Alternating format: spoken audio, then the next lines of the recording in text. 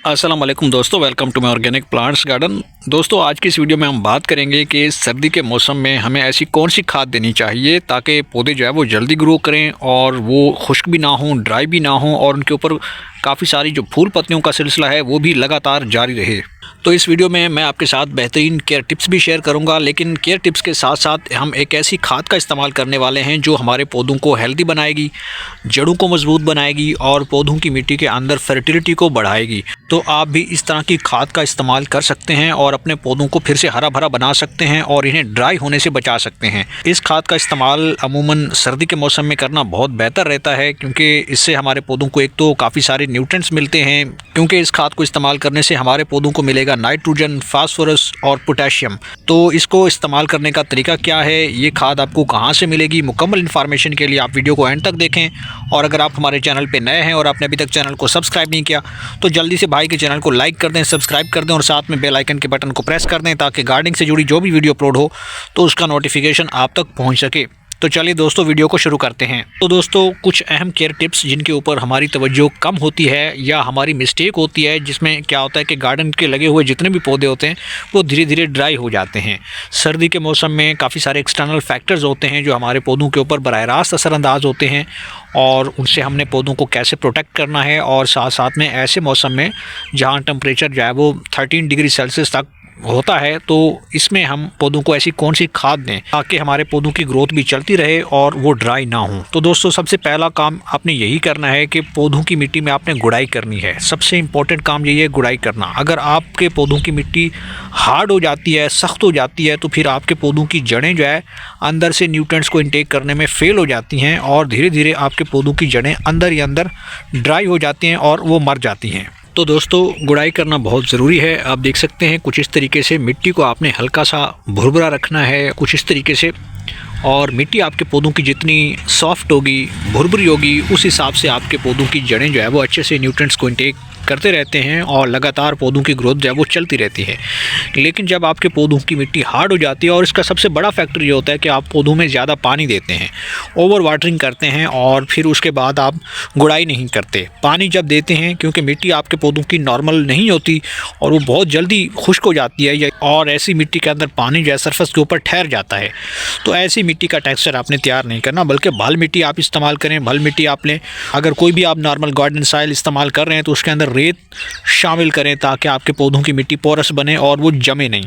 जब तक आपके पौधों की मिट्टी का सरफेस नरम रहता है, तो ऐसी मिट्टी के अंदर जब आप ऑर्गेनिक लिक्विड फर्टिलाइज़र ऐड करते हैं तो फ़ौरन हमारे पौधों की रूट्स को मिलना शुरू हो जाती हैं और काफ़ी सारे न्यूट्रिएंट्स को रूट्स जो है वो एब्जॉर्ब करना शुरू कर देती हैं। तो कोशिश करें कि पौधों की मिट्टी अच्छे से तैयार करें, वेल ड्रेन मिट्टी हो और ऐसी मिट्टी जिसके अंदर पानी जो है वो ठहरना नहीं चाहिए, बल्कि पानी को जो है ड्रेन आउट हो जाना चाहिए। जबकि पानी पौधों को ऐसे टाइम पे दें जब पौधों की मिट्टी जो आपको सरफेस जो है इसकी थोड़ी सी ड्राई फील हो, तभी आप जो है इसमें पानी ऐड कर सकते हैं। अदरवाइज़ आप थोड़ा सा नीचे की तरफ इसको खोदेंगे मिट्टी को, तो आप देखें काफ़ी सारा मॉइस्चर जो है वो मिट्टी के अंदर मौजूद है। इतना ही मॉइस्चर आपने बनाना है, इससे ज़्यादा आपने कीचड़ नहीं बनाना। ओवर वाटरिंग से आपने अवॉइड करना है। पानी हल्का डालें और ज़रूरत के हिसाब से डालेंगे तो पौधे अच्छे से ग्रो करते रहेंगे। इसके अलावा दोस्तों, अगर आपके पौधों के पत्ते झड़ जाते हैं, ड्राई हो जाते हैं, चाहे वेजिटेबल प्लांट है, कोई फ्लावरिंग प्लांट है या फिर किसी भी तरह की कोई वैरायटी का पौधा, उसके पत्ते जो है वो सूख जाते हैं, पीले हो जाते हैं या पत्ते जो है मुड़ जाते हैं, तो फिर आपको ऐसे में क्या करना चाहिए? कोशिश करें कि पौधों के ऊपर हफ्ते में एक बार कोई भी फंगिसाइड स्प्रे कर लें। इससे आपके पौधों के ऊपर जो भी नई ग्रोथ होती है वो बीमारियों से बची रहती है। अगर पत्तों के ऊपर फंगस एक बार एक्टिव हो गया तो फिर धीरे धीरे आपके पौधों के जो पत्ते हैं वो झड़ जाएंगे और पौधों की जो ब्रांचेज हैं वो सूखना शुरू कर देंगी और आपका पौधा मुकम्मल तौर पे ड्राई हो सकता है।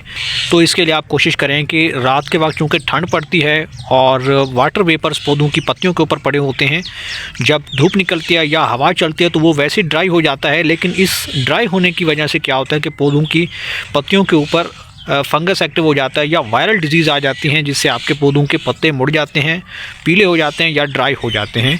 तो पौधों को बीमारियों से बचाने के लिए नीम ऑयल का आप स्प्रे कर लें, ये सबसे बेहतर चॉइस रहती है और इससे आपके पौधे जो है मुख्तलिफ बीमारियों से बचे रहते हैं। अब लास्ट में हम बात कर लेते हैं कि सर्दी के मौसम में हमें ऐसी कौन सी खाद देनी चाहिए जिससे हमारे पौधे अच्छे से ग्रो करते रहें।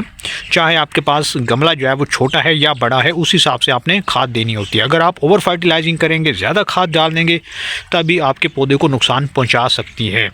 कोशिश करें कि ऐसे मौसम में कोई भी आप ऐसी खाद का इस्तेमाल करें जिसके अंदर नाइट्रोजन ज़्यादा हो।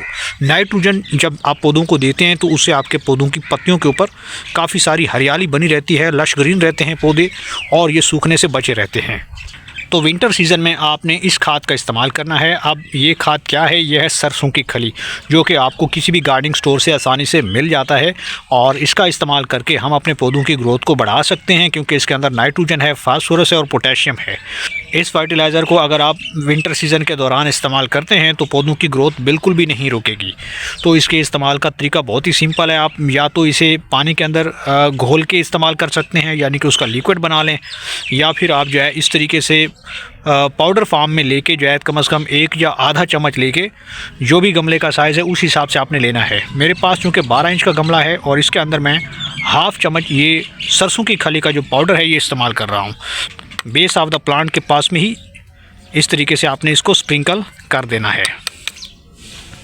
उसके बाद आप कोशिश करें कि हाथों की मदद से इसे मिक्स कर दें। कोशिश करें कि ये बेस के पास में ही हो, ज़्यादा दूर ना हो, और कुछ इस तरीके से मिट्टी के अंदर आपने इसे मिक्स कर देना है। अगर मिट्टी बहुत ज़्यादा हार्ड है या ड्राई है तो कोशिश करें कि थोड़ा सा हल्का सा पानी जो है आप दे सकते हैं, और जैसे ही आप इसको पानी देंगे तो फिर ये फर्टिलाइज़र पानी के साथ हल होके जड़ों तक पहुंचेगा और जड़ों को मिलेगा फास्फोरस, नाइट्रोजन और पोटेशियम। ये एक तरह की गर्म खाद है और ऐसे मौसम में अगर आप पौधों को देंगे तो पौधे आपके अच्छे से ग्रो करते रहेंगे। इस खाद को आप अपने वेजिटेबल प्लांट्स में दे सकते हैं, फ्लावरिंग प्लांट है उनमें डाल सकते हैं। कोई ऐसा पौधा जिसके ऊपर फ्लावर आ जाते हैं, झड़ जाते हैं, सब्जियां नहीं बन पाती, तो ये फर्टिलाइज़र आप दे सकते हैं अपने पौधे की रिक्वायरमेंट के हिसाब से, और साथ में जो गमले का साइज़ है उस हिसाब से दे सकते हैं। अगर 18 इंच का गमला है तो आप 3 चम्मच भी डाल सकते हैं। तो इस तरीके से आपके पौधे हरे भरे रहेंगे और इनके ऊपर फल फूल भी आना शुरू हो जाएगा। तो उम्मीद करता हूं कि आपको ये वीडियो पसंद आई होगी। वीडियो पसंद आई तो वीडियो को लाइक कीजिए, शेयर कीजिए और भाई के चैनल को सब्सक्राइब कर दीजिए।